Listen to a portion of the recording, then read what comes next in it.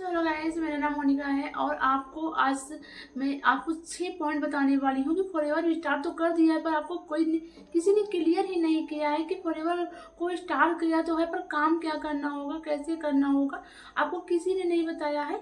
तो मैं आपको 6 पॉइंट बताने वाली हूँ फॉरएवर को स्टार्ट करने से पहले। अगर आप भी इस वीडियो में पहली बार आए हो तो मेरे वीडियो को लाइक कर देना, सब्सक्राइब कर देना, जिससे मेरी आने वाली वीडियो का नोटिफिकेशन आपको मिलता रहे। और अगर आप भी फॉरएवर को समझ रहे हो या फिर समझना चाहते हो या फिर जानते हो, स्टार्ट कर दिया है पर वो कोई भी चीज़ क्लियर नहीं हो रही है, तो डिस्क्रिप्शन में एक लिंक है जो वेरी इंपॉर्टेंट है, उसको आप चेकआउट करना मत भूलिएगा, क्योंकि उसमें बहुत ही इम्पोर्टेंट आपको वीडियोस मिल जाएंगी जो आप अगर चेकआउट कर लिए तो आपका डिसीजन चेंज हो जाएगा फॉरएवर को स्टार्ट करने का।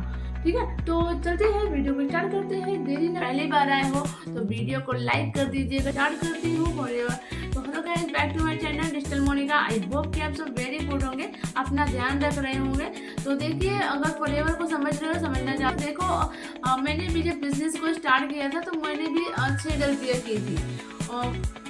जब मैंने इस बिज़नेस को स्टार्ट किया था तो मैंने सोचा था कि यहाँ पे एक कोई जॉब है जहाँ पे मुझे इस जॉब को प्रोवाइड किया जाता है। यहाँ पे कोई बॉस होगा जो मेरे ऊपर मतलब मुझे 12 घंटा टाइमिंग देगा, तो मुझे यहाँ पे काम करने पड़ेगा उसी के हिसाब से मैंने ये सोचा था।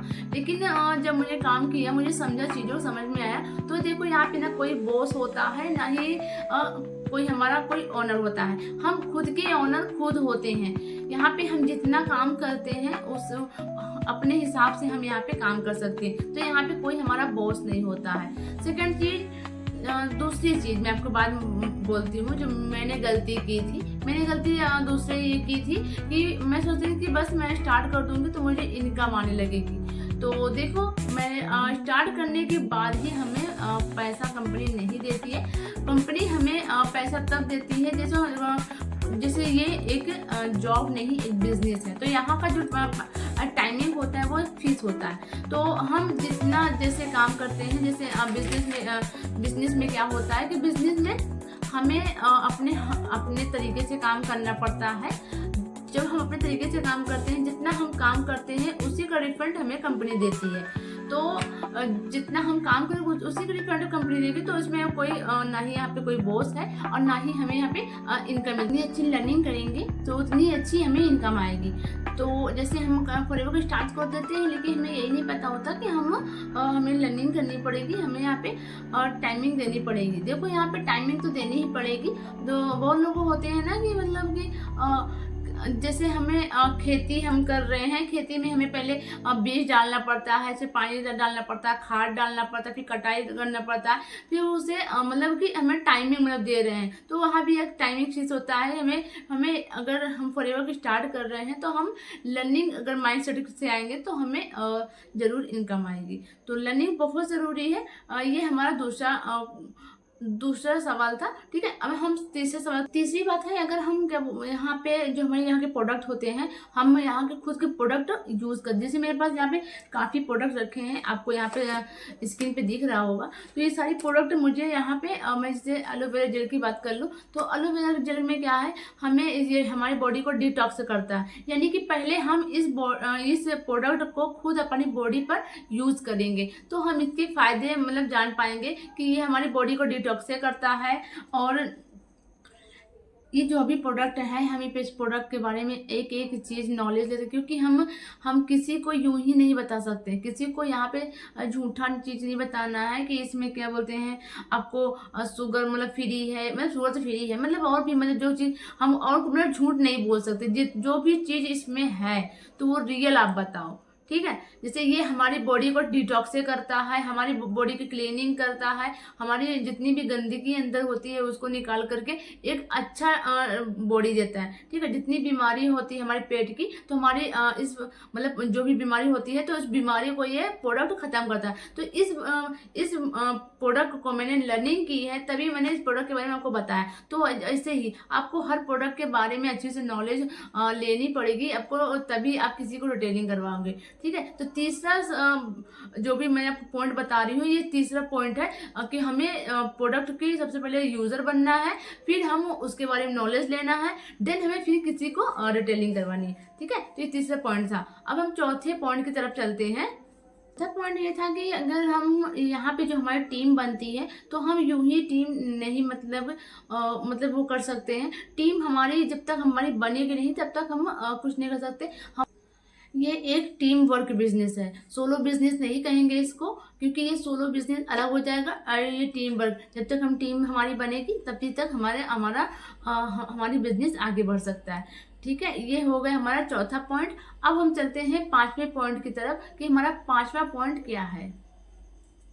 तो गैस मैं पांचवें पॉइंट की तरफ से चलती हूँ। पांचवा पॉइंट हमारा ये है कि हम अगर रिजेक्शन अगर हमें जो भी हमारे प्रोडक्ट्स हैं, अगर हम उनको किसी को बताते हैं तो वो हमेशा मतलब कि हमेशा हर प्रोडक्ट को मतलब हाँ नहीं बोलते कि हाँ प्रोडक्ट अच्छा है मुझे बाय करवा दो, हमेशा ये नहीं होता है। हमेशा मतलब कि जितना आपको नॉलेज है अपनी नॉलेज के हिसाब से हम सामने वाले को बताए हो, बट उसको उस चीज़ की नॉलेज नहीं है ना, तो वो हो सकता है आपको ना बोल दे तो आपको रिजेक्शन आ सकता है, ठीक है। कभी कभी मतलब कि जो सामने वाला आपसे पूछ रहा है पर्सन, तो हो सकता है कि क्या बोलते हैं आपको डीमोटिवेट हो जाए, तो देखिए लेकिन डीमोटिवेट नहीं होना है।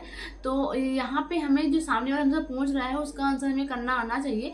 हमें हर एक उनके सवालों का जवाब देना आना चाहिए, मतलब कि हमें हैंडलिंग करना आना चाहिए। वो कॉल हैंडलिंग हो या फिर सामने वाला पर्सन हो, तो हमें यहाँ पे हर एक चीज। तो आप इस बिजनेस में ग्रोथ करने आए हो, इस बिजनेस में आप सब कुछ अचीव करने आए हो, तो आपको रिजेक्शन हैंडलिंग करना आना चाहिए। ये वेरी वेरी वेरी इम्पोर्टेंट, ये रिजेक्शन हैंडल आना चाहिए, क्योंकि देखिए हम जो काम करने आए हैं उसमें हमको हर चीज़ क्लियरिटी होनी चाहिए, क्योंकि सामने वाले पर्सन का किसी तरह से भी आंसर हो सकता है, ठीक है। तो डीमोटिवेट नहीं होना है, हमें रिजेक्शन हैंडलिंग करना आना चाहिए। अगर इस बिजनेस में आ रहे हैं तो यहाँ पे लर्निंग इम्पोर्टेंट है और नॉलेज इम्पोर्टेंट है। तो लर्निंग एटीट्यूड से आओ और नॉलेज यहाँ के हमें लेना है, तभी हम अपने बिजनेस को कर सकते हैं।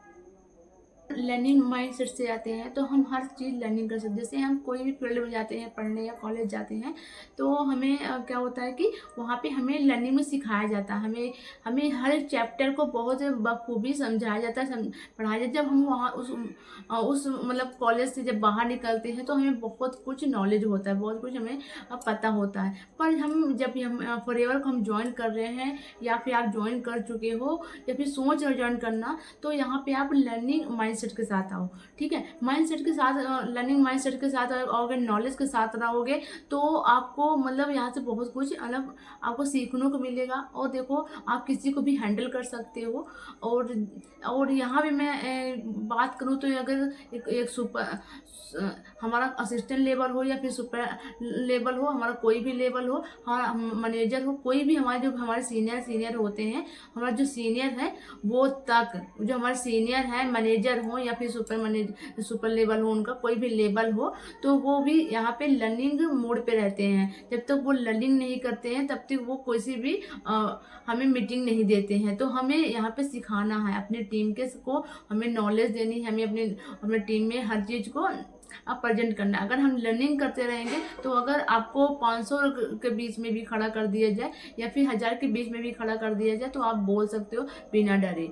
तो आपको यहाँ पे लर्निंग मोड पे आना चाहिए, हमें हर चीज़ मतलब हमें करनी चाहिए। तो आई होप कि आपको क्लियर हो गया होगा कि जो भी मैंने आपको पॉइंट यहाँ पे बताया है 6 पॉइंट, अगर आप भी फॉरएवर ज्वाइन करना जा रहे हो, फॉरएवर को अगर समझ करके, तो देखो ये 6 जो भी मैंने आपको 6 पॉइंट बताई है वो बहुत ही इंपॉर्टेंट है, तो आप उस पर ज़रूर अमल में करना। I hope. तो चलती हूँ, नेक्स्ट वीडियो मिलती हूँ। तो अगर आप भी फॉरएवर समझना चाहते हो या फिर तो डिस्क्रिप्शन में एक लिंक है, उसको चेकआउट करना मत भूलिएगा। तो बाय बाय, नेक्स्ट वीडियो मिलती हूँ। Thank you so much.